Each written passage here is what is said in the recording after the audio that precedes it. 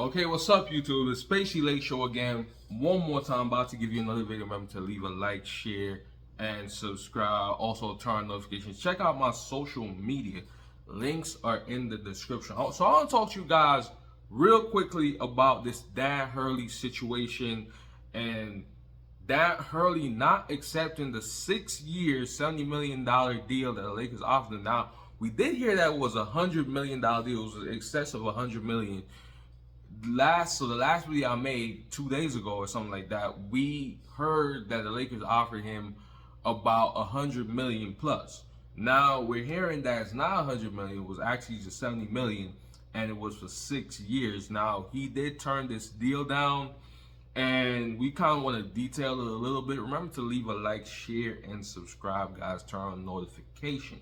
So let's get into it. So Dan Hurley decided not to take this Lakers job, and I mean, this is a blow for the Lakers. I'm not even gonna lie. I can't even sugarcoat it. This is a blow for the Lakers. It's a bad look. A coach turning down the Lakers job. It does show you that the Lakers have regressed as a franchise, in my opinion, because I just feel like 20, 30 years ago, you're not turning down a Lakers job, probably the most illustrious franchise in NBA history. And the fact that this job is being turned down, I think something probably went wrong with the organization from a management standpoint, from an ownership standpoint. And it's things that we really got to look at with Jeannie Buss, from Jeannie Buss to Rob Pelinka to the Rambuses.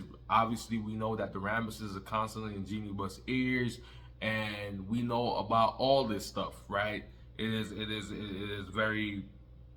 does show a lack of a level of ineptitude from the top coming all the way down, and we see it trickle down to the last man on the bench, the whole roster. So it's bad all the way around, and this is a bad look. I can't even go around it. It's a bad look no matter how you slice it. I mean, Dan Hurley not accepting this offer, it just looks bad, man. Obviously, there was a whole lot of hoopla made about the Lakers potentially signing a Dan Hurley. There was so much hype and excitement about this, and I actually was excited about it because I did think that this is the type of coach that the Lakers need. I've always kind of said the Lakers need a system. They need something that they could go to. The one thing that I think made Phil Jackson a great coach was that he had a real system that players understood. They knew what to do, and it was a go-to at all times when things fell apart. When things stopped working, you had something to fall back on, and I thought that's what a coach like a Dan Hurley could do, bring sort of a system into the Lakers so that we can develop younger players and also have something for AD to benefit from, because I think AD would benefit more from a system style offense like that. But obviously Dan Hurley decided not to take the $70 million deal. I do think a $70 million contract for Dan Hurley, especially considering the fact that he's a back-to-back NCAA champion, I do believe that that's a little bit lowballing. I thought it was going to be more around the 100 million range, and 70 million is a little bit. I mean, obviously it's still a lot of money for an NBA head coach, but we see guys get paid significantly more than that. Steve Kerr is getting like 17.5, if I'm not mistaken. Didn't Detroit coach, what's his name again, got $20 million a year. Monty Williams. Monty Williams got like $20 million a year or something like that. I think he signed 80 for 4. So that is for, obviously California has high taxes and everything, and 70 million for 6 seems a little bit, I don't know. It just seems a little bit low for a coach of a stature of a Dan Hurley. That's just my opinion on that situation. I feel like we could have offered more to make the deal a little bit more irrefutable, to make the deal more solid. I think we kind of cheaped out a little bit because the reports that I heard was that it was going to be 100 million. We didn't know the number of years, but the 100 million definitely sounded good. And the fact that it was 30 million less, I mean, it's gonna give Dan Hurley room to not want to commit to a deal like that. It's gonna give him room to have second thoughts. I think if you make it more irrefutable, if you make it more irresistible, I think Dan Hurley is the coach of the Los Angeles Lakers today as we speak. And I think the Lakers probably dropped the ball there. They didn't go all out like I thought they were gonna do. As the report said, they were gonna go all out, and I think they did. I just feel like this wasn't their best deal. This wasn't the best deal they could offer. I think they kind of held back a little bit, especially considering the deal that Detroit gave Monty Williams, and we know what Golden State is paying Steve Kerr, and we know what Eric Spoelstra is getting paid. It just feels like this wasn't the deal that I think Dan Hurley was looking for. I think he probably was looking for more, especially being that you're asking a guy to root his family up, to go all the way across the country, right, to the West Coast. He's in the East Coast in Connecticut. Now he got to root his wife up. I'm not sure if he has kids. I think he probably has a son. I'm not 100% sure about his whole family situation. But you're telling him to root that up, right? His family and everything, to then go all the way across to the West Coast, all the way across America to the West Coast, to then get paid something close to what he's already getting paid. I don't know if that makes any sense. I don't know, because he's getting about $5 million or something like that last time I checked with UConn. And considering the high taxes in LA, okay, he's probably gonna be getting 11 million based on the 70 that you're giving him for 6. So that works out around 11 million a year. But then when you take taxes out, now you're talking about 5.5 million. With UConn, you take taxes out, you probably still got like 3 million. So he's only gonna be getting paid 2.5 million more than what he's getting paid. And then you think about the fact that he has to go through all of that, root up his family to go to LA, and you consider the fact that the roster, because let's be honest, the Lakers don't have a great roster. I mean, we can't sugarcoat it. It is what it is. The Lakers don't have a great roster. Apart from AD and LeBron, who do you got? Austin Reeves, Rui Hachimura? Come on, man, stop it. We know that D'Angelo Russell's probably gonna be leaving, but even if he was there, that wouldn't be a good fit anyways. I mean, we saw how bad he was in the playoffs. So all in all, the Lakers don't have a great roster, right? There's nothing convincing about this roster. And then when you think about LeBron's age, we can't go around it, man. LeBron James is gonna be 40 years old this year. This year, December 30th. LeBron's gonna be 40. I mean, there's no way to sugarcoat that. There's no way to go around that. It is what it is. As great as he is, it's hard to sell a 39-year-old LeBron James who's going to be turning 40 this season to a new head coach that never coached in the NBA before. It's hard to sell that. And considering the fact that he is a back-to-back champion in college, has a chance to complete a three-peat, which would be historic. He has a chance to make history. Why would he give that up unless you're really making it an irresistible deal that he can't refute or can't refuse? Why would you not empty the checkbook? Now that's what I thought the Lakers was gonna do. I thought they were gonna empty the checkbook and they was gonna open up the checkbook and really offer a Dan Hurley a really significant offer that he just could not refuse. And I don't think they did that with the 70 million for 6. I don't think 70 million for 6, when I'm looking at Monty Williams getting 80 million for 4, I just don't feel like that was enough. If you really want to convince this guy, why would he leave his situation? I mean, he's getting paid pretty well by UConn. It's not like he's not getting good bread. Yeah, the Lakers are going to pay him more.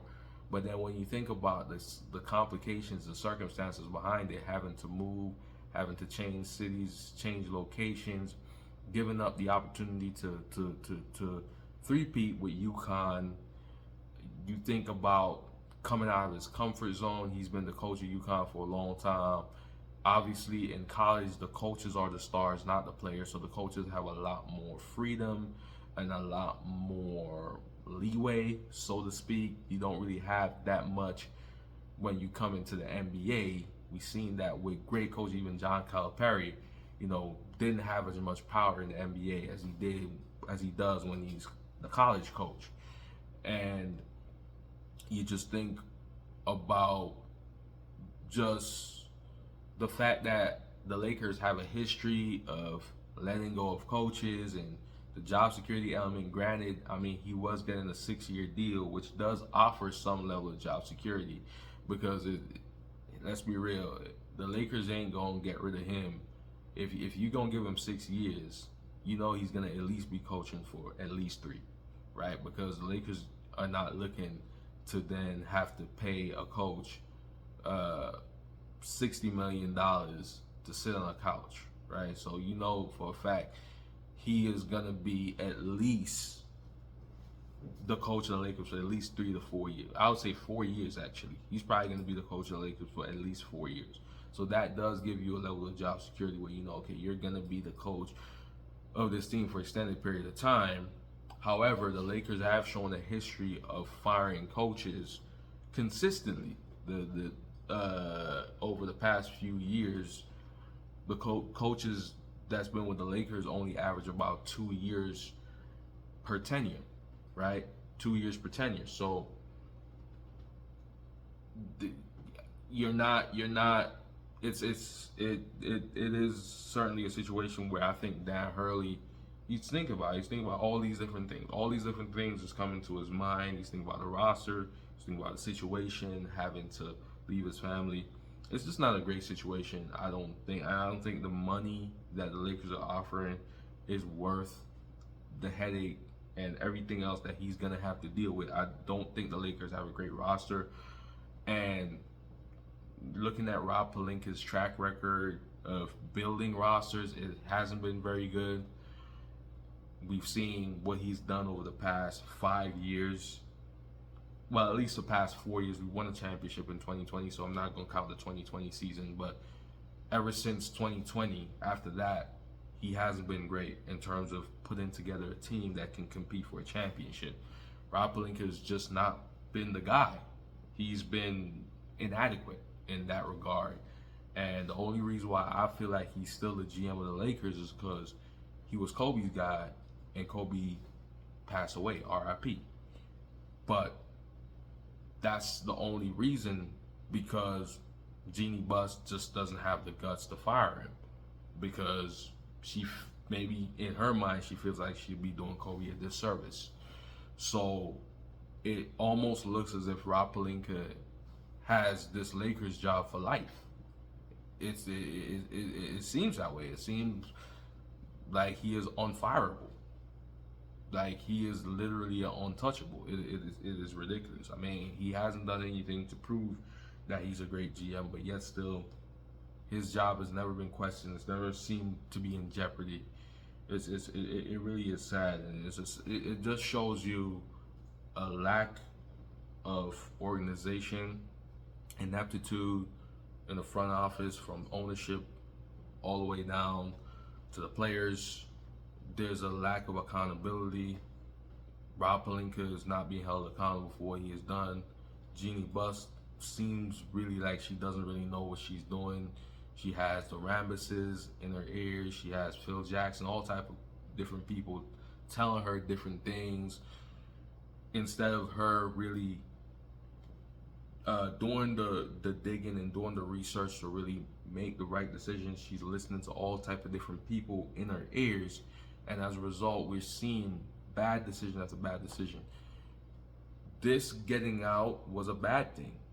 How did this end up getting out that you were going after a Dan Hurley? Why did this get out? This was something you keep on the wraps, because guess what?